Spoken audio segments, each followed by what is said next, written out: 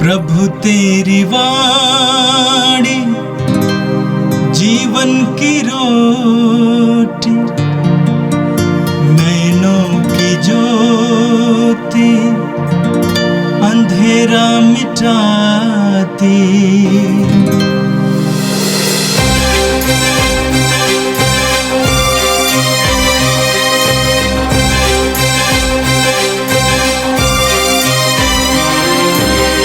प्रभु तेरी वाणी जीवन की रोटी, नैनों की ज्योति अंधेरा मिटाती।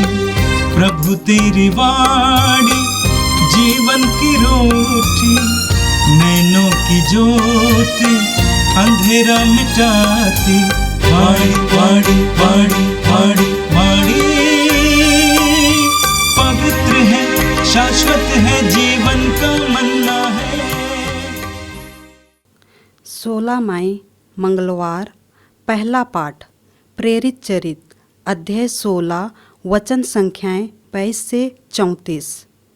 आप यीशु में विश्वास कीजिए तो आपको और आपके परिवार को मुक्ति प्राप्त होगी।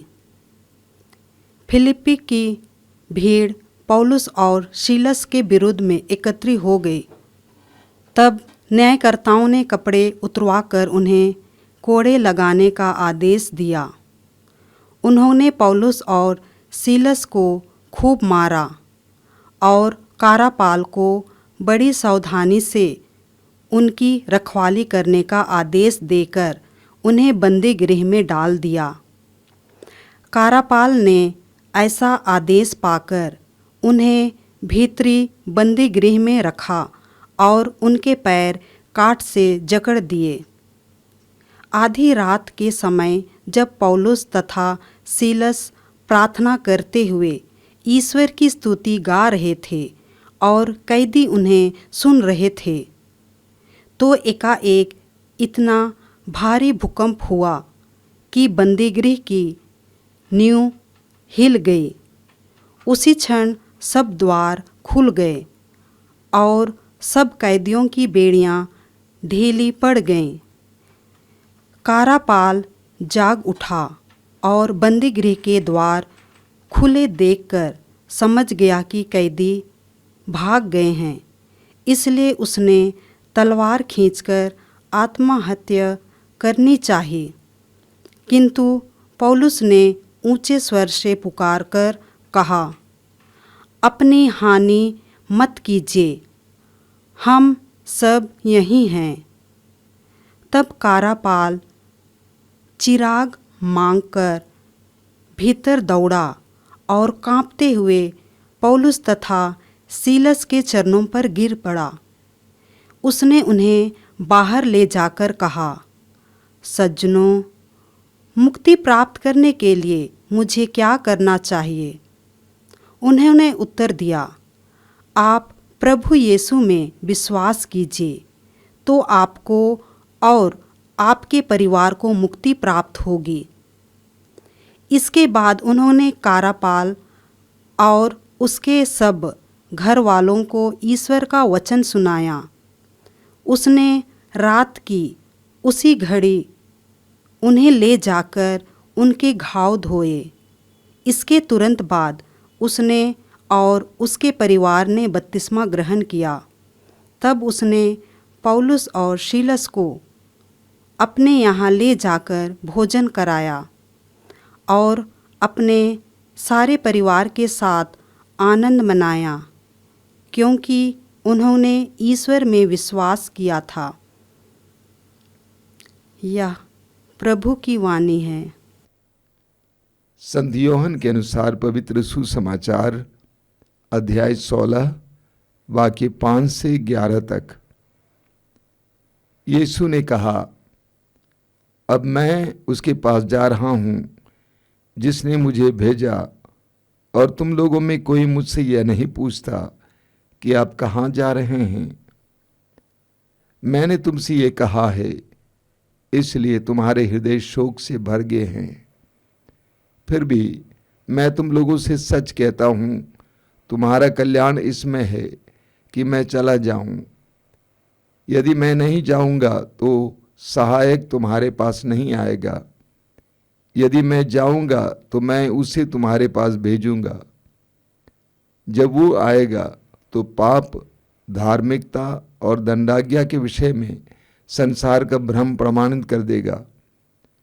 पाप के विषय में क्योंकि वे मुझ में विश्वास नहीं करते, धार्मिकता के विषय में क्योंकि मैं पिता के पास जा रहा हूँ और तुम मुझे नहीं देखोगे, दंडाज्ञा के विषय में क्योंकि इस संसार का नायक दोषी ठहराया जा चुका है।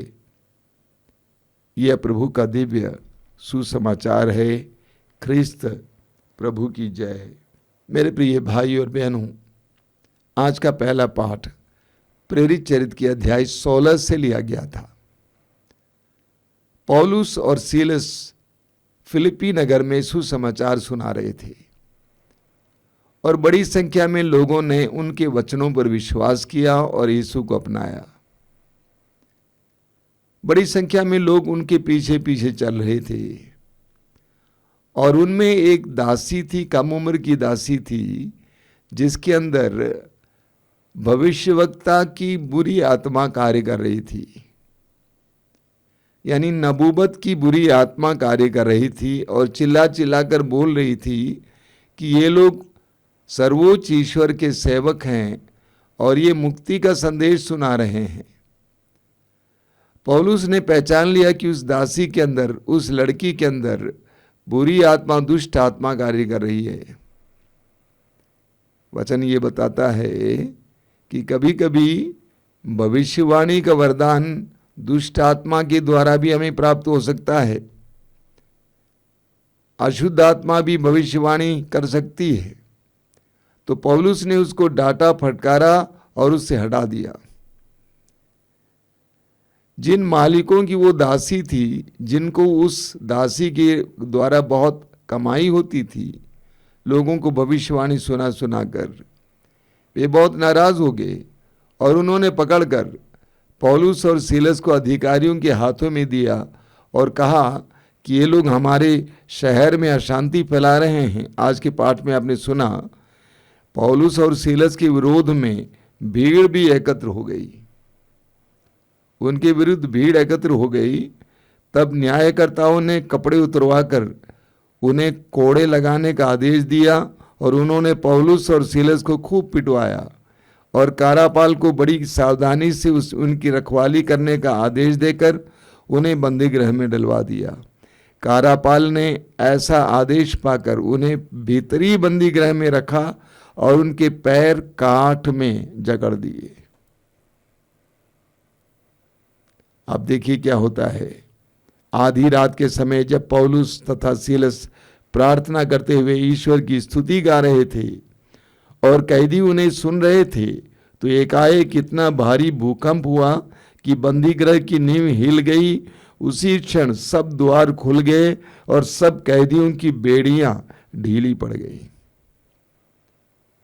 पौलुस और सीलस को बहुत बुरी तरह से पिटवाकर बंदी गृह में रखा गया और वो भी बंदी गृह के अंदर के कमरे में रखा गया और उनके पैरों को काठ से जकड़ा गया। ऐसी बुरी स्थिति में भी पवित्र आत्मा का आनंद जो सीलस और पौलुस में था, उसको कोई छीन नहीं पाया। यूहन्ना के सुसमाचार के अध्याय 16 वाक्य 22 में प्रभु कहते हैं कि तुम्हारा आनंद कोई भी तुमसे छीन नहीं पाएगा। पवित्र आत्मा का आनंद कोई भी छीन नहीं सकता है। उस अवस्था में भी पौलुस और सीलस पवित्र आत्मा से प्रेरित होकर पवित्र आत्मा के आनंद में ईश्वर की स्तुति गा रहे थे। हमने बार बार ये वचन सुना है। हमारे प्रतिदिन के जीवन में कैसे छोटी छोटी परिस्थितियां, छोटी छोटी घटनाएं, छोटी छोटी बातें हमारे आनंद को छीन लेती हैं। कैसे हमारा आनंद भंग हो जाता है। लेकिन पवित्र आत्मा द्वारा प्रदत्त सच्चा आनंद कभी भी भंग नहीं होता है। उस परिस्थिति में भी पौलुस और सीलस का आनंद बना रहा, प्रभु पर भक्ति बनी रही और वे प्रभु की स्तुति करते रहे। और प्रभु की स्तुति का सामर्थ्य देखिए, शक्ति देखिए। भूकंप हुआ और बंदी गृह के सारे दरवाजे खुल गए, सारे द्वार खुल गए। इतना ही नहीं, प्रभु की स्तुति सुनने वाले सभी कैदियों की जंजीरें ढीली पड़ गई। प्रभु की स्तुति में इतनी शक्ति है, आपने बार बार सुना है, इतनी शक्ति है कि हमारे सारे बंधन खुल जाते हैं, जंजीरें ढीली पड़ गई। एक प्रतीकात्मक भाषा है। उनकी जंजीरें ढीली पड़ गई। जब हम प्रभु की स्तुति करने लगते हैं, खुलकर प्रभु की स्तुति करने लगते हैं, तो हमारे हृदय के सारे बंधन खुल जाते हैं, हम आज़ाद हो जाते हैं। इसलिए आश्रम में जो लोग आते हैं, विशेष करके जो दुखी हैं, पीड़ित हैं, परेशान हैं, रोगी हैं, उनको बताया जाता है कि खुलकर प्रभु की स्तुति करो। जब आप खुलकर प्रभु की स्तुति करेंगे तो आपके अंदर जितने बंधन है वे सारे बंधन टूट जाएंगे। बहुत सारों लोगों के अंदर अलग अलग प्रकार के बंधन हैं। निराशा का बंधन, उदासी का बंधन, आलस्य का बंधन, वासना का बंधन, अलग अलग प्रकार की आत्माएं कार्य कर रही हैं। जब हम खुलकर स्तुति करने लगते हैं तो वे सारे बंधन खुल जाते हैं। नतीजा क्या हुआ कि कारापाल दौड़ के आया। जब उसने देखा कि सारे दरवाजे खुल गए हैं तो कारापाल ने सोचा कि सारे बंदी भाग गए होंगे, इसीलिए अपने आप को मार डालने की कोशिश कर रहा था। पौलुस ने आवाज़ दी, आप अपने आप को हानि ना पहुंचाएं, हम लोग सही सलामत हैं। ये सारा चमत्कार, ये सारी घटनाएं देखकर कारापाल अचंभित हो जाता है। वो पौलुस और सीलस के सामने घुटना टेकता है। सोचिए, बंदी गृह का अधिकारी बंदियों के सामने घुटना टेकता है और कहता है, भाइयों, मुक्ति प्राप्त करने के लिए मुझे क्या करना चाहिए। वो महसूस करने लगता है कि मैं बंदी हूं, ये तो मुक्त हूं, ये आजाद हैं, इनके पैरों में जंजीरें हैं, ये इतनी बुरी तरह से घायल किए गए हैं, तब ये कितने स्वतंत्र हैं। उसने कहा, मुक्ति पाने के लिए मुझे क्या करना चाहिए। और पौलुस उस समय वो महान घोषणा घोषित करता है, आप यीशु मसीह में विश्वास कीजिए, आपको और आपके परिवार को मुक्ति मिलेगी। आप यीशु मसीह में विश्वास कीजिए, आपको और आपके परिवार को मुक्ति मिलेगी। यीशु में विश्वास करने से न केवल आपको मुक्ति मिलेगी बल्कि आपके परिवार को भी मुक्ति मिलेगी। मैं इस आश्रम में देखता हूं कितने सैकड़ों सैकड़ों परिवार एक व्यक्ति के विश्वास के द्वारा उद्धार प्राप्त करते हैं। एक व्यक्ति ने यीशु पर विश्वास किया, उसका पूरा परिवार उसके द्वारा उद्धार प्राप्त करता है। अगर आपका विश्वास मजबूत है, दृढ़ है यीशु में, आपका परिवार मुक्ति प्राप्त करेगा। उसके बाद कारापाल पौलुस और सीलस को अपने घर पे बुला लेते हैं, उनके घावों को साफ करते हैं, पट्टी बांधते हैं। पौलुस और सीलस उनको सुसमाचार सुनाते हैं और कारापाल और पूरा परिवार बपतिस्मा ग्रहण कर प्रभु यीशु मसीह के शिष्य बन जाते हैं। एक बहुत बड़ा संदेश हमें मिलता है। पौलुस और सीलस पर जो अत्याचार हुआ, उस अत्याचार के द्वारा इतना बड़ा चमत्कार हुआ, उनके दुख के द्वारा इतना बड़ा चमत्कार हुआ कि उस जेल के, उस बंदी गृह के अधिकारी को यीशु प्राप्त हुआ, उसके पूरे परिवार को यीशु प्राप्त हुआ। मेरे प्रिय भाई और बहनों, काफी लंबा संदेश है, इसमें से बहुत सारी बातें हमारे जीवन से संबंधित हैं। दुख और पीड़ाएं हमारे जीवन में आते हैं। उन सारे दुख और पीड़ाओं को जब हम खुशी से ग्रहण करते हैं और पवित्र आत्मा के आनंद को बनाए रखते हैं तो हम दूसरों के जीवन के परिवर्तन के लिए और दूसरों के जीवन के लिए कृपा के माध्यम बन जाएंगे। और आज का सुसमाचार संत योहन के सुसमाचार की अध्याय 16 से लिया गया था। आज के सुसमाचार में प्रभु यीशु अपने शिष्यों को पवित्र आत्मा के विषय में और पवित्र आत्मा के कार्यों के बारे में बताते हैं। सबसे पहले प्रभु कहते हैं कि जब मैंने कहा कि मुझे जाना है तो तुम शोक से भर गए हो, मैं ये जानता हूं, लेकिन मेरा जाना आवश्यक है, तभी पवित्र आत्मा तुम्हें प्राप्त हो जाएगा। प्रभु यीशु के जाने के बाद पवित्र आत्मा का युग शुरू होता है। हम योहन के सुसमाचार के अध्याय 14 वाक्य 16 में पढ़ते हैं, प्रभु यीशु कहते हैं, मैं पिता से प्रार्थना करूंगा और वह तुम्हें एक दूसरा सहायक प्रदान करेगा जो सदा तुम्हारे साथ रहेगा। ये दूसरा सहायक कौन है? पवित्र आत्मा। और पहला सहायक कौन है? प्रभु यीशु स्वयं। और प्रभु यीशु ने हमारे लिए क्या किया? प्रभु यीशु ने हमारे पापों के लिए की प्रायश्चित के लिए अपने आप की बलि चढ़ाई। और पवित्र आत्मा क्या करता है? पवित्र आत्मा हमें पवित्र करता है, यीशु की तरह बनाता है। तो प्रभु कहते हैं कि मेरा जाना अनिवार्य है ताकि सहायक आएगा। और सहायक क्या करेगा? इसके विषय में प्रभु कहते हैं, जब वो आएगा तो पाप, धार्मिकता और दंडाज्ञा के विषय में संसार का भ्रम प्रमाणित कर देगा।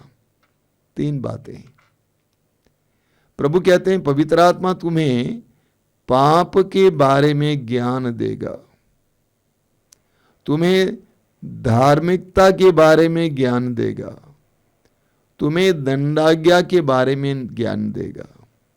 3 बातें। पहली बात, पाप का ज्ञान। पवित्र आत्मा ही हम मनुष्यों को पाप का ज्ञान दे सकता है। जब हम पाप का ज्ञान कहते हैं, इसका मतलब यह नहीं है कि पाप की जानकारी, पाप कितने प्रकार के होते हैं, पाप कैसे होता है, पाप का नतीजा क्या है, बल्कि पाप का बोध। पाप बोध हमें तभी प्राप्त होगा जब पवित्र आत्मा हमारे अंदर क्रियाशील होता है। इस संसार में बहुत सारे लोगों को मालूम है कि वे जो कर रहे हैं वो पाप है, अपराध है, तब भी वे करते जा रहे हैं क्योंकि उनके अंदर पाप बोध नहीं है। उनके अंतरात्मा में पाप बोध नहीं है। उनको मालूम है सामाजिक रूप से, कानून के सामने हम ये जो कर रहे हैं ये गलत है, ये अपराध है, ये पाप है, उनको मालूम है, लेकिन उनके अंदर सच्चा पाप बोध नहीं है। पाप बोध हमें तब प्राप्त होता है जब पवित्र आत्मा हमारे अंदर क्रियाशील होता है। यही कारण है जब सुसमाचार सुनते हैं लोग, अचानक उनके अंदर अपने पापों का बोध होता है और वे रोने लगते हैं। सच्चा पश्चाताप हमें तभी प्राप्त होता है जब हमें पवित्र आत्मा का अभिषेक मिलता है, पवित्र आत्मा हमारे अंदर क्रियाशील होता है। दूसरी बात प्रभु कहते हैं, तुम्हें पवित्र आत्मा धार्मिकता का ज्ञान देगा। भला क्या है, बुरा क्या है, सच्चा ज्ञान क्या है, सच्चा ज्ञान क्या नहीं है, ये ज्ञान हमें पवित्र आत्मा ही दे सकता है। यह एक अंदरूनी, एक आंतरिक प्रकाश है जो पवित्र आत्मा हमें प्रदान करता है। धार्मिकता का ज्ञान पवित्र आत्मा प्रदान करता है। बाइबल पढ़ने से, धर्म शिक्षा प्राप्त करने से ये प्राप्त नहीं होता है। ये पवित्र आत्मा का प्रकाश है। पवित्र आत्मा हमें बताएगा ये सही है, ये गलत है, ये सच है, ये झूठ है। पवित्र आत्मा ही हमारी बुद्धि को प्रकाशित करेगा और हमें धार्मिकता के बारे में सच्चा ज्ञान प्रदान करेगा। तीसरी बात जो प्रभु कहते हैं, दंडाज्ञा के बारे में, अंतिम न्याय के बारे में हमें ये बोध पवित्र आत्मा ही दे सकता है। कई लोग अंधाधुंध जीवन जीते हैं, अपने भविष्य के बारे में नहीं सोचते हैं। ये नहीं सोचते कि हम जिस दिशा में जा रहे हैं वो खतरनाक है, हमारे लिए ही हानिकारक है। उनको ईश्वर की इच्छा क्या ये ज्ञान नहीं है।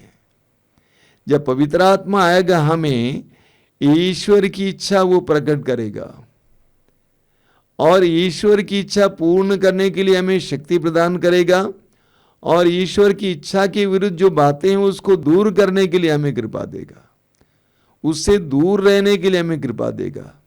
तो पवित्र आत्मा ही हमें पाप के बारे में, धार्मिकता के बारे में और दंडाज्ञा के बारे में सच्चा ज्ञान दे सकता है। हमें पवित्र आत्मा के लिए प्रार्थना करने की आवश्यकता है। अभी कुछ ही दिनों के अंदर हम लोग पवित्र आत्मा का पर्व मनाएंगे। अभी से हम प्रार्थना करेंगे, या हर विश्वासी को प्रार्थना करना है कि प्रभु पवित्र आत्मा आइए, मेरे जीवन में आइए, मेरे परिवार के सदस्यों में आइए, हमें पाप बोध देने के लिए ताकि हम पाप से बचें, हमें धार्मिकता का ज्ञान देने के लिए ताकि हम धार्मिक जीवन जिएं, हमें दंडाज्ञा के बारे में ज्ञान देने के लिए ताकि हम उस दंड से बचे रहें। हमें अभिषेक दीजिए, हमें उतर आइए। आइए हम प्रार्थना करें। प्रभु यीशु धन्यवाद देते हैं आज के सुंदर वचन के लिए, तेरे वचनों के द्वारा हमारी बुद्धि को प्रकाशित करने के लिए प्रार्थना करते हैं। प्रभु इस समय हम सबको पवित्र आत्मा का अभिषेक दीजिए,